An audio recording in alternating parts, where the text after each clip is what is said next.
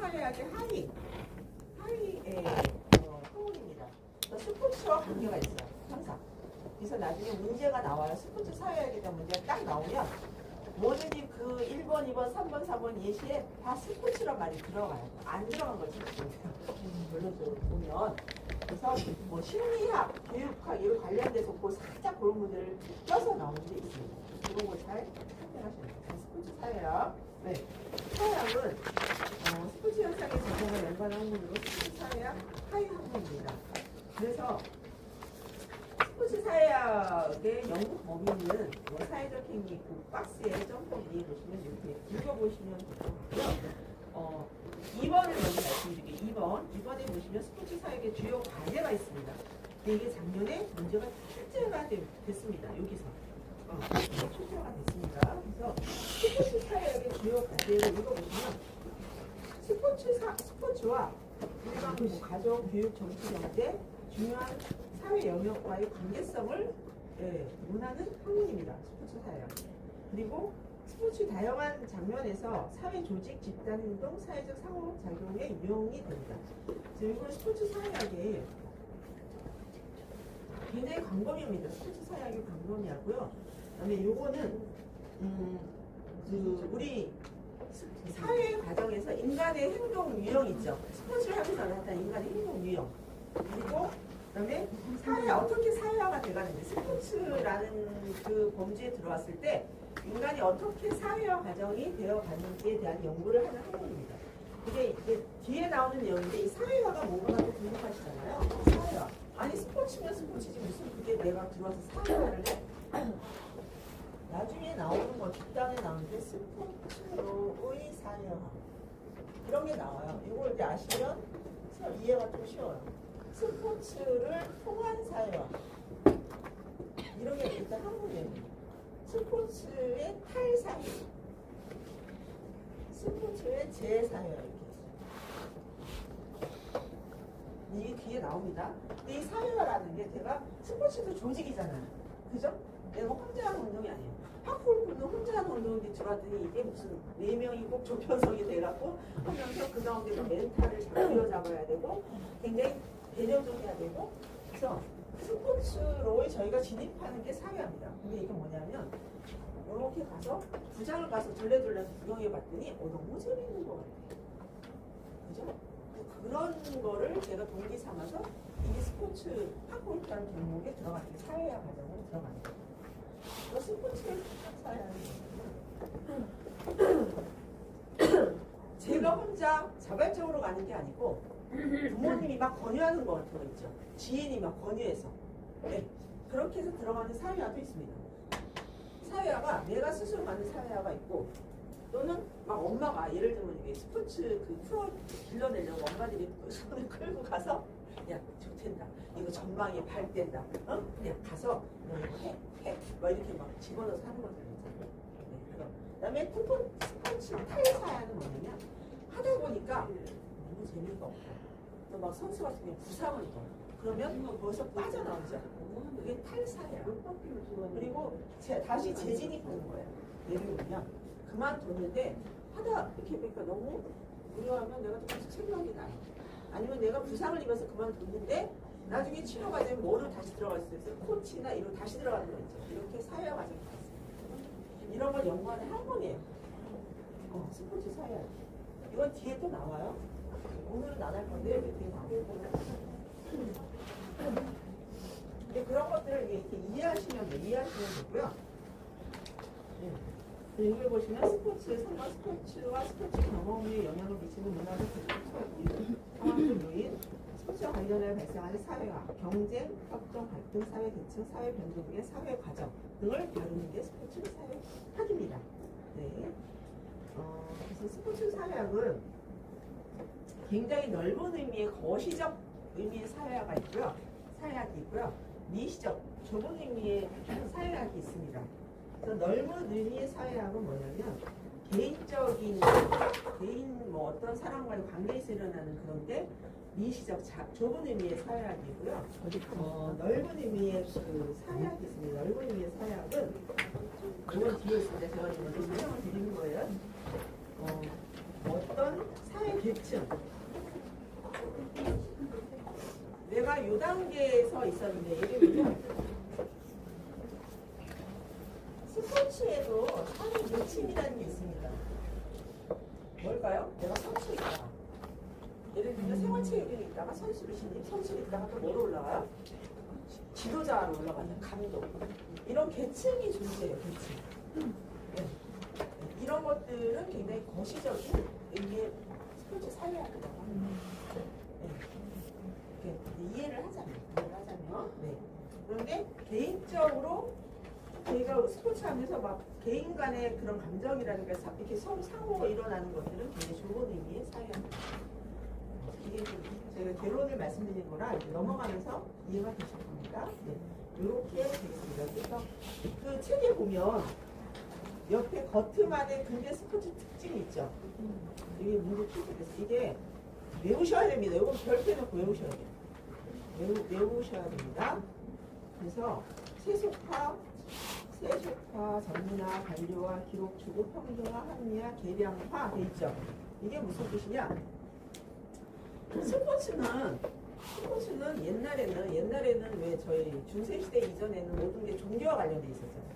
정치도 종교가 다쥐고 있었고 스포츠도 종교가 다쥐고 있었는데 이게 세속화가 돼서 이제 분리가 됩니다. 네, 분리가 됐어요. 그래서 종교와 분리된다. 우리 세속화입니다. 스포츠는 유인입니다. 세속화가. 그 다음에 전문화는 뭐냐면 전문화는 그야말로 아마추어와 전문화 프로가 분리가 됐죠. 네, 그런 성격이 있죠, 스포츠는. 그래서 프로로 넘어가면 연봉도 받고 무슨 배우도 달라지고 이런 프로 리그가 생기고 하잖아요. 이런 게 전문화입니다. 그 다음에 포지션도 있어요. 저희가 이제 뭐 야구나 농구나 이런 데 가면 각 포지션들이 다 있잖아요. 뭐 1루수, 2루수 아니면 투수, 포수 이런 그런 포지션도 전문화가 이루어진다는 거예요. 스포츠는. 관료화는 스포츠 규칙이라는 게 예전에 없었습니다. 예전에 놀이 개념. 그죠? 예전에는 다 놀이잖아요. 민속놀이 개념이었는데 이게 스포츠라는 거에 들어오면서 뭐가 생겼어요? 규칙이 생겼죠. 규칙. 또 어떠한 제도라는 게 막 생기잖아요. 그 관료, 어떤 게 서로 간에 약속이긴 하지만 그런 것들에 의해서 관료합니다. 그리고 기록추구는 항상 스포츠는 뭘 해야 돼요? 뭐가 해야 돼요? 그 선수들한테 넌 스트레스. 기록을 뭘 해야 돼요? 중심. 네. 저희도 학교 이제 쳐보시면 매일 기록 갱신이 일어납니다. 네. 최고 타수가 나오고요. 최소 타수가 매일 기록 갱신. 기록화를 추구하죠. 네. 이것 때문에 죽죠. 0.1초를 단축하려고. 의상, 의류, 이런 스포츠와 이제 상업화가 들어가면 옷들, 특히 수영 선수가 옷 있죠. 옛날에 막 긴 거 입었던 거, 짧은 거 이런 것들, 네, 그런 것들 그 기록 갱신 처음에서 입으시죠. 그 다음에 평등화는 예전에는 저희가 남존여배 이런 사상이 있었잖아요. 여성이 스포츠에서 굉장히 등한시됐잖아요. 체력적으로 물론 딸리는데 이건 남성의 전유물이다 뭐 이렇게 했었잖아요. 근데 이제는 아니잖아요. 네, 그런 식으로 뭔가 좀 평등화가 이루어지고 있습니다. 스포츠 계에서도 동일한 조건, 뭐 동일한 기회. 그래서 이제 장애인 스포츠를 들어가면요. 저희가 예를 들면 저희가 피가 아니고 저희는 비장애인. 저희는 일반적으로 장애인과 뭐가 돼 있어요? 비장애인. 네, 저희는 비장애인이잖아요. 그래서 스포츠를 하면 같이 할 수도 있어요. 같이 하는데 장애인과 비장애인이 같이 하는 그 종목에서 저희 비장애인 종목을 할 경우에는 장애인들은 특혜를 좀 줘요. 네, 이건 좀 평등한 좀 틀린 얘기들이 생각나서. 그런데 저희가 장애인 종목을 가잖아요. 그럼 저희한테 특혜를 줄까요? 아닐까요? 없어요. 무조건 이거에 따라야 돼요. 근데 이건 장애 특수체육으로 가는 거예요. 네. 이번에 평등이랑 좀 틀리게 갑자기 생각나서 말씀드리는데요.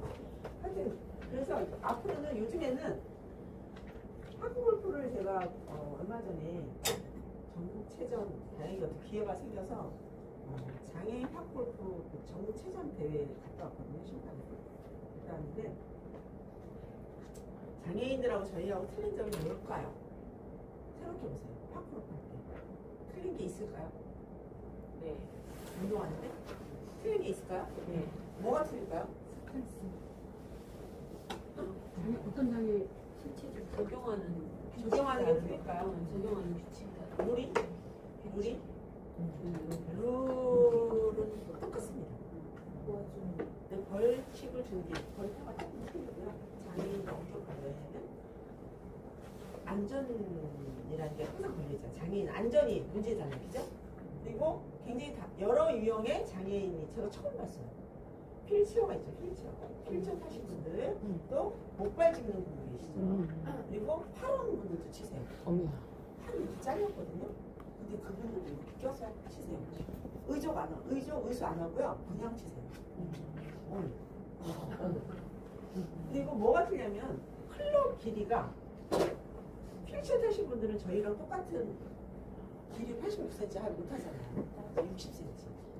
그거는 좀 틀리고요. 롤은 똑같아요. 거리 똑같아요. 그 다음에 홀 재원 똑같아요. 파3, 파4, 파5 똑같아요. 그분들이 더 잘 치세요. 왜 그런지 아세요? 근데 그거 말해서. 집중력이 훨씬 뛰어나세요. 굉장히 뛰어나요. 한 손으로 파트할 수밖에 없는 분이 계시거든요. 기가 막히게. 나중에 장애인까지 이제 취득을 하실 거니까 저 굉장히 많이 배우고 왔는데요. 대단하다 생각이 들었어요. 다음에 평등화. 그 다음이 합리화. 합리화는 뭐냐면 모든 규칙은 합리적으로 돼 있어요. 야구 종목은 야구 종목에 맞게. 예를 들면 축구는 축구에 맞게 규칙이 정해져야 되는 게 합리화입니다. 그래서 합리화, 그다음에 계량화는 모든 기록이나 이런 거는 수치나 측정이나 점수화를 시켜놔야 되죠. 예, 그런 게 계량화입니다. 이거 외우셔야 됩니다. 뭐 첫자리를 따서 외우시던 이렇게 외우셔야 됩니다. 그래서 근대 스포츠의 특징입니다. 세속화 전문화 발전화 경기도 평등화. 그리고 그 다음에 보시면 스포츠는 기능이 있죠. 기능이 있는데 순기능은 좋은 기능이죠. 순기능, 역기능이 있습니다. 자, 순기능은 사회 정서적 기능과 통합 기능과 사회학 기능이 있습니다. 사회 정서적 기능은 그 스포츠나 참여나 그런 관람을 통해서 어떤 게 있나요? 저희가 정서적으로 굉장히 수용될 때도 있고요. 그다음에 이걸 해서 막 운동을 하면서 쌓였던 뭐가 막 그냥 스트레스 이런 게 해소가 됩니다. 네. 그래서 그런 사회 정서적인 기능입니다. 아니면 막 이 쌓였던 게 나가서 막 폭력으로 분출될 수도 있는데 그런 스포츠를 통해서 쾌감을 느끼잖아요. 이거는 다른 것이야. 부산에서 야구할 때 왜 그런 마음 잡고 막 그 야구 선수를 막 이러면서 욕하죠. 그런 건 어떤 그거죠. 네. 대리적인 만족을 느끼면서 이게 통합 기능은 하시면서 뭐를 느끼세요? 유대감, 통합. 저희가 뭐 한일전 할 때 장난 아니잖아요. 한일전 할 때는 통합. 네. 그렇죠. 막 평소에는 보지도 않았던 사람들하고 막 저희가 꼴랑 막 가서 막 끌어안고 막 이렇게 하잖아요. 예, 그런 게 통합 기능이 있습니다. 그다음에 사회화 기능이 있습니다. 이거는 저희가 스포츠에서 가장 강조하는 게 뭐냐면 스포츠맨십, 페어플레이. 가장 이성적인 얘기죠. 이거를 추구해야 되는데 사실은 추구하지 못할 때가 많긴 하지만 이런 것들에 대한 통한 합리적인 행동 규범을 제시합니다. 평소에는 근데 스포츠가 약간 묵인하는 게 있어요. 어떤 거냐면 약간의 파울 플레이를 묵인할 때가 있죠. 왜 규칙은 엄격하나 그런 막 농구나 이런 것에서 막 격렬하게 일어날 때는 약간 이렇게 묵인하는 것들이 있어요. 스포츠 일대 독자성이라는데 스포츠 내에서 일반적인 사회에서는 그건 절대 하면 안 되는 거야. 윤리적으로 보면. 그런데 스포츠 내에서는 약간 서로 간에 용인되는 좀 범위가 있잖아요. 밀치는 네, 그 정도. 저희가 뭐 예를 들면 이렇게 뭐 한다면 제가 정확하게 남성분들 스포츠 가시고 이렇게 막 발로 탁 걸고 축구해서 뭐 이렇게 하잖아요. 막 이럴 때 파워일 때도 있고 아닐 때도 있고 그렇잖아요. 그죠? 네, 그런 것들 서로 간 약간 무긴대요. 네, 네, 네. 그런 것들. 그런데 어쨌든 규칙은 정해져 있습니다. 합리적인 규칙은 정해져 있으나 약간 네. 역기능이 있어요. 역기능. 역기능은 강제와 통제를 합니다. 그래서 왜 스포츠 어디 학생부 선수들 보면 이제 뒤에 가면 그런 여러 가지 문화가 나오는데요. 아이들로 하여금 승리 지상주의를 막 시키잖아요. 이겨야 된다. 올해는 무조건 너네들이 윗단계에 너희들이 뽑혀가려면 무조건 승리해야 된다. 무조건 우승해야 된다라는 그런 걸 많이 가르쳐요. 쟁취해야 된다 이런 것들. 그리고 그래서 걔네들 어떻게 해요? 풀어놓지 않죠. 기숙사 이런 데 같이 모아놓고 훈련시키잖아요. 그 왜 국가대표 선수도 나와서 얘기하잖아요. 태릉 선수촌에 있을 때 굉장히 힘들었다 이렇게 얘기하잖아요. 마음대로 나가서 연애도 못하고 기상 시간이 너무나 일정하기 때문에 네, 그런 것들. 약간 근데 스포츠는 저도 뭐 학교 이런 약간의 통제가 있어야 된다고 생각합니다. 해이지 정신을 할 수가 없어요. 특히 국가를 대표해서 가는 분들은 그렇죠. 그래서 약간 강제와 통제성이 있다. 그다음에 자본주의 사회의 소외와 갈등이 있다. 이게 신체 소외 기능이 있는데 이 신체 소외 기능은 뭐냐면 어떠한 종목을 막 정말 프로로 가기까지 할 때는 계속 하나만 하잖아요. 동작을. 그러면 뭐를 혹사시켜요? 신체 같은 경우 신체를 혹사시키기 신체 소외 기능. 그러나 승리를 위해서는 어쩔 수 없죠. 그래서 왜 서장훈이나 이런 농구 선수들을 나오면 다 관절 없대잖아요. 연골로 나가서 막 이렇게 막 어떻게 거치도 막 이런 그러나 그 이전에는 굉장한 승리감도 맛보았고 어떤 영예도 있었지만 결국은 자기 신체를 소외시키는 걸 했어요. 이게 신체 소외 기능입니다. 과도한 상업주의가 있죠. 이전에는 스포츠가 상업화가 되기 전에는 사실은 근데 이게 지금 제가 느끼기에는 탑골프 많이 들었어요. 그죠? 과도한 상업화가 나요.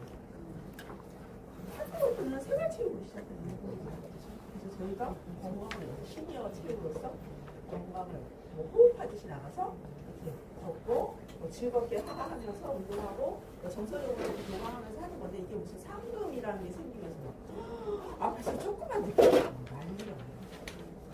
사람들이 너 왜 이렇게 했어? 막 이렇게 서로가 지적 많이 들어가요.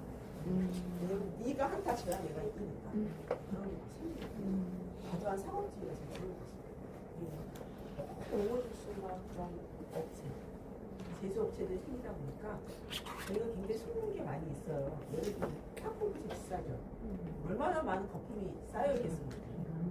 근데 그거를 전국적으로 상품을 홍보하려면 뭐가 들어가야 돼요? 뭔가 막 무료로 나눠주는 것도 있고 뭔가 누구에게 또 이렇게 스폰해서 막 그런 것들이 다 그 가격에 플러스해서 올라오면 매년 5% 10%씩 가격이 상승하는 거예요. 그런데 저희 단점이 뭔지 아세요? 이거는 저도 마찬가지고 혹하는 게 뭐냐? 가격이 비싸게 주는 줄 진짜요.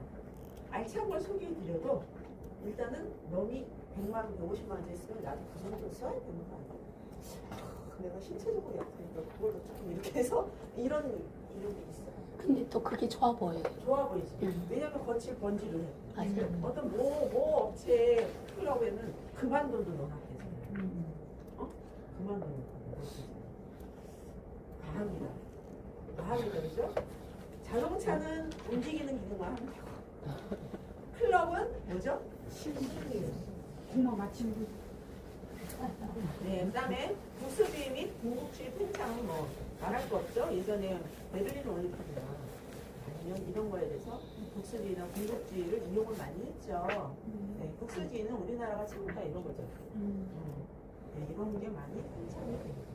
이게 성차별, 인종차별이 있죠. 성차별은 없어졌습니다, 거의. 외려 여자 선수들이 남성의 전유물이었던 종목이 많이 들어갔죠. 요즘 여자 축구하는 거 우리 장난 아니더라고요. 제가 그 부산에 갔을 때 심판으로 갔는데 옆에 갔는데 야구 연습장이냐고 여자 선수들이 온 거예요. 심판분이 어이 이러는 보니까 여자 선수들이라서 연습하는데 훈련시키는 게 남자 아이들 못지않게 훈련시켜요. 코치가 얘기하는데 그냥 똑같이 막 똑똑하게 얘기하면서 훈련시키더라고요. 근데 이 피지컬이 남자 못지않아 여자 선수. 그리고 예전에 제가 이제 서울에 있을 때 그 아는 친구가 축구를 하더라고. 생활체육으로 축구. 선수가 아니에요. 근데 장난이야. 이런 데가 장난치가 그냥 주부예요. 평소에는 그냥 장사예요. 근데 축구 갔다 오면 이런 게 장난이에요. 피지컬로 남자가 능가하는 거예요. 그래서 성차별이 많이 없어졌죠. 근데 아직도 남아있는 것들이 있다. 그럼 인종차별은 인종차별은 있죠. 있습니다. 무의식적으로 예를 들면 소문이 인종차별이죠. 아니 있다고요. 우월주의가 아직 남아있어요. 그죠? 응. 경제적으로 너무 낙후됐잖아요. 선진국이 낙후됐는데 그런 내용입니다. 그 다음에 넘어갑니다. 자, 스포츠 사회학의 주요 이론이 5가지가 있습니다. 스포츠 사회학에. 자, 1번이 구조기능 이론, 뒤로 넘기시면 이제 갈등 이론, 비판 이론, 상징적 상호작용론, 교환 이론 이렇게 5가지가 있습니다. 근데 약간 겹칩니다. 저희가 스포츠에 아까 사회적 순기능, 두 번째 사회적 역기능이 있죠. 역기능은 좋지 않은 기능이잖아요. 그죠? 약간 부정적인 기능. 네, 그래서 그 뒤에 구조기능 이론 말고 그 뒤에 보면 갈등, 비판 뭐 이런 것들이 역기능에 해당하는 이론입니다. 네, 이렇게 보고 보시면 돼요. 자, 구조기능 이론은 1번에 보시면 사회를 하나의 유기체로 보는 거예요. 다 연결이 돼 있고 연결. 사회는 다 연결. 뭐 개인과도 연결돼 있잖아요. 우리가 5단계만 거치면 미국 대통령과도 연결된다. 그잖아요. 농담으로 하잖아요. 그만큼 이렇게 거치고 이렇게 거치고 이렇게 거치면 그래서 저희 세정시 팝골프 내에도 의외로 사돈들이 많이 있어요. 사돈이 있어요. 아 진짜 유기체로 돼 있기 때문에 스포츠 사회도 마찬가지입니다. 다 유기체입니다. 혼자 할 수가 없는 운동이에요. 그죠? 스포츠는 내가 선수로 있다가 코치로 올라가서 모두 그 이전에 선수했던 분들 이런 분이 다 연결. 그래서 체육계가 굉장히 강하죠. 체육이 상당히 강합니다. 그런 게 구조기능 이론인데요. 자, 구조기능 이론 보면 그 밑에 박스 친 거를 먼저 좀 보시겠습니까? 이게 하스는 이제 AGIL 모형이죠. 네, 그게 구조기능 이론입니다. 그래서 AGIL은 뭐냐면 그 밑에 적응, 목표 성취, 사회통합, 체제 유지 및 관리의 첫 자를 따서 AGIL 이론이라고 하는 겁니다. 맞죠? 네. 그래서 자, 적응 이론은 읽어보시면 스포츠가 사회 구성원에게 현실에 대한 적합한 사고, 감정, 행동, 양식을 학습시켜서 사회 구성원으로 차질 없이 생활하도록 도움을 줍니다.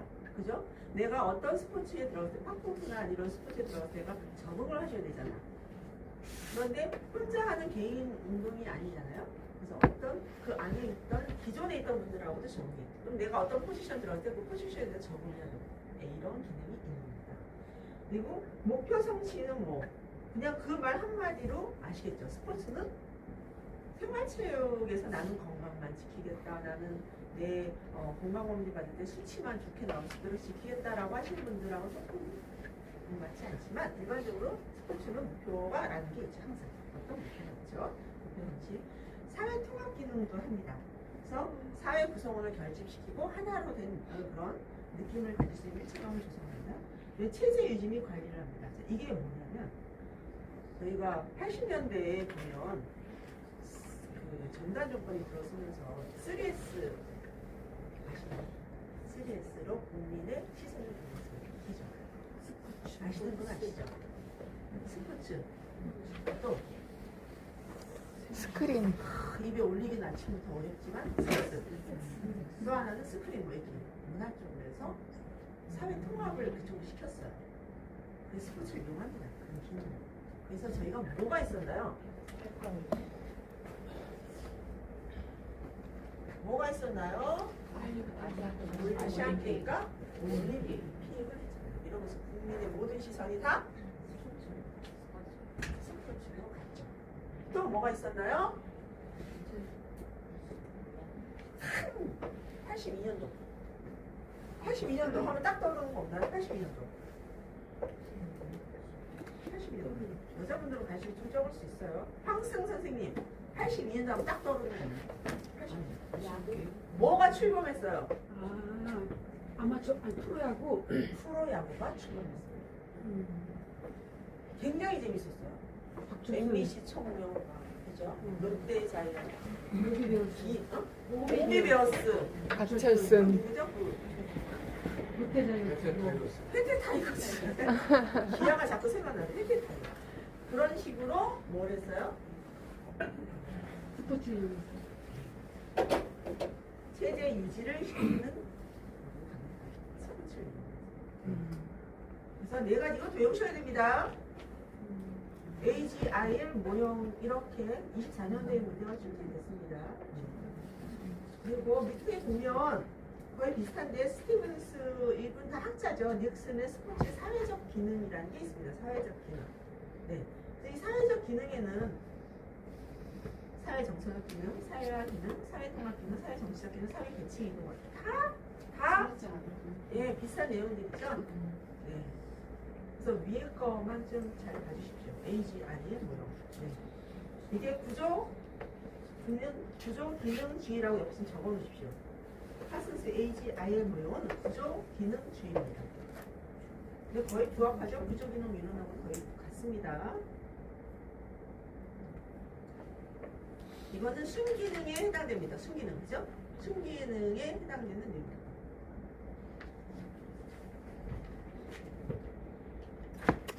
그 다음 페이지로 넘어갈 때는요. 그 다음 페이지로 갈등 이론, 비판 이론 이런 것들은 엮이는, 그죠? 엮이는에 해당되는 갈등 이론은 마르크시즘에서 따온 내용입니다. 마르크스 이론. 그래서 이거는 내용을 보시면 뭐가 있냐? 갈등 이론은 안 나와 있는 것 같습니다. 그 옆에다 지금 좀 적어보시겠습니까? 옆에 좀 적어보십시오. 갈등 이론 옆에 신체 소외.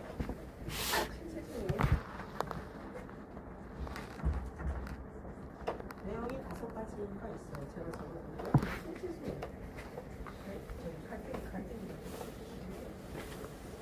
신체 소외가 뭐라고 말씀드렸죠? 이제 학교까지. 학대하는 거 학대. 한 가지 사회 통제. 사회적으로 통제 가능하죠. 성차별.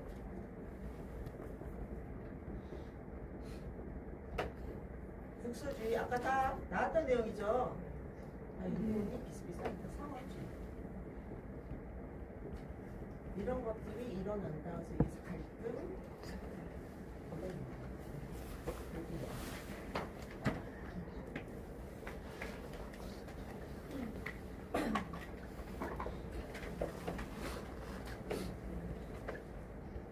이게 스포츠를 참 평화롭게 사용하면 좋은데 스포츠를 위해서 뭔가 여기 이제 내용에도 있지만 소수 이익 집단이 이득을 취하는 게 되게 많잖아요. 소수 이익 집단.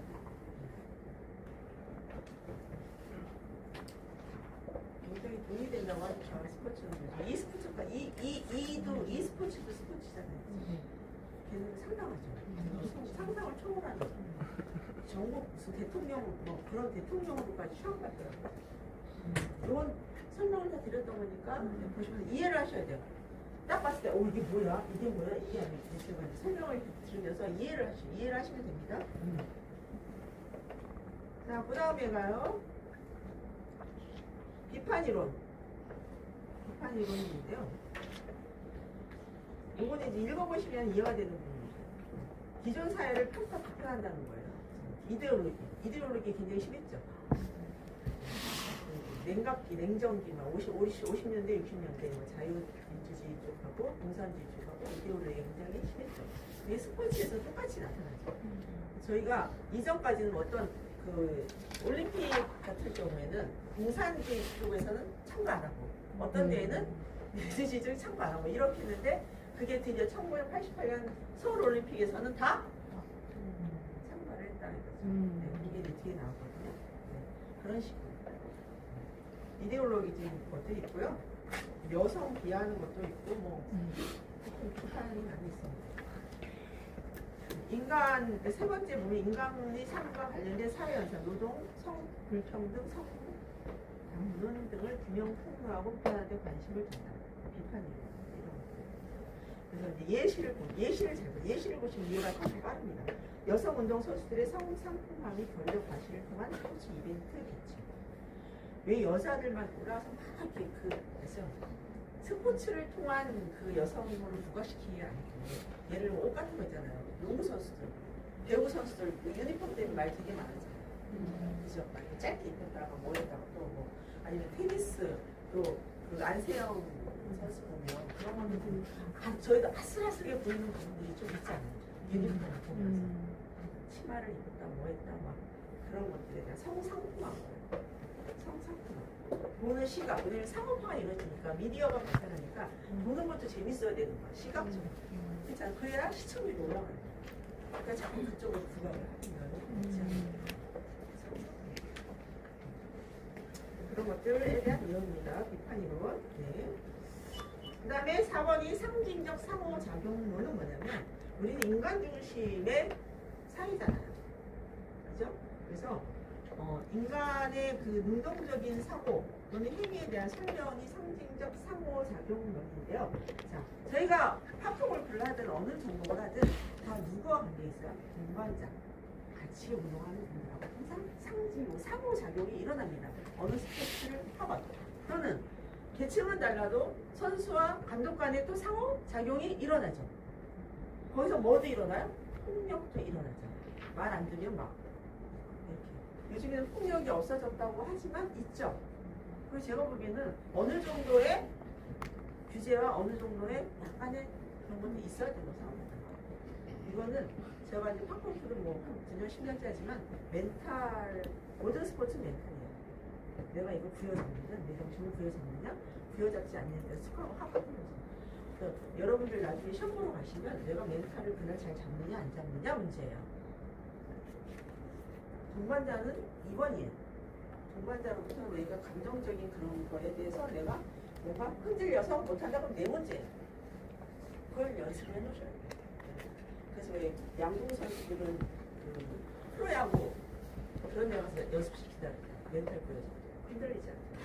그런 소리, 함성 이런 거 그런 것들이 다 상호작용이 있다 이거예요. 문제를 책을 한번 펴볼게요. 이런 식으로 문제가 나옵니다. 분철하신 분들 보면 기출문제라는 게 있습니다. 이거 제가 보면서 할 거예요. 기출문제. 분철하지 않은 517페이지. 분철하지 않으신 분들은 517페이지. 분철하신 분들은 기출문제 5육 필기 한국 끝장으로 여기 문제라고 안 되죠. 요거야. 요거 517페이지입니다. 문제. 이게 이제 작년 25년 문제. 앞으로 이제 쭉 보는 것도 연습해야 되니까 8번을 한번 봐주세요. 517페이지 문제 8번. 저희가 5분 지나면 휘발 그래서 지금 방금 설명한 거에 문제를 한번 보면 아 이런 식으로 이렇게 517페이지 8번 보십시오. 다 찾으셨나요? 네. 보기에서 설명하는 스포츠 사회학 이론으로 적절한 것은 미시적 관점이 이른다. 미시적은 개인이라지 개인. 그러면 답이 벌써 딱 나와.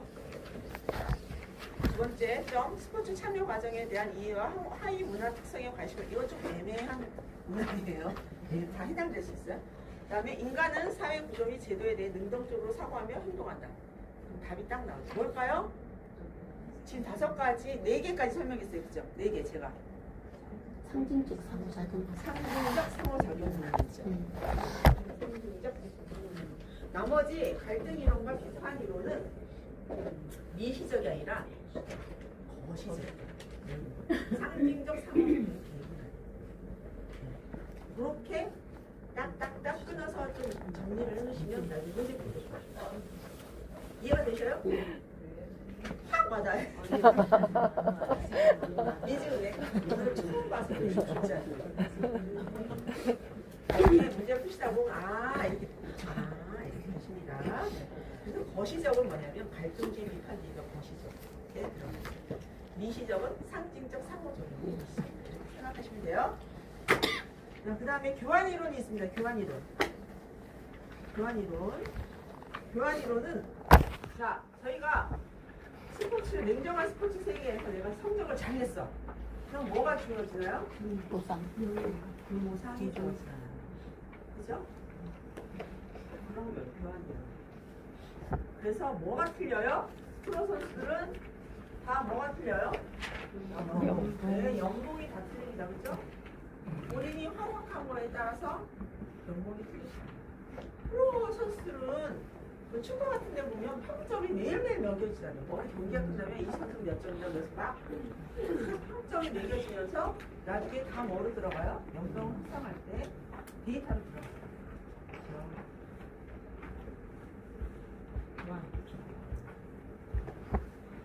그게 교환이에요.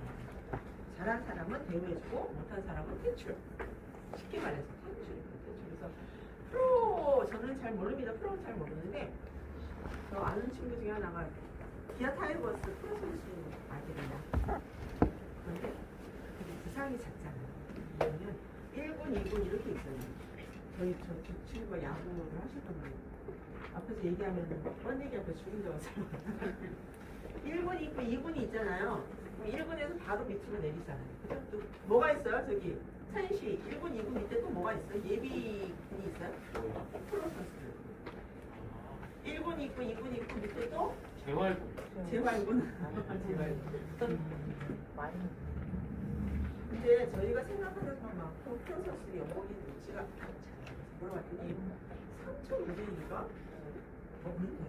그렇대요. 누가요? 야구. 야구.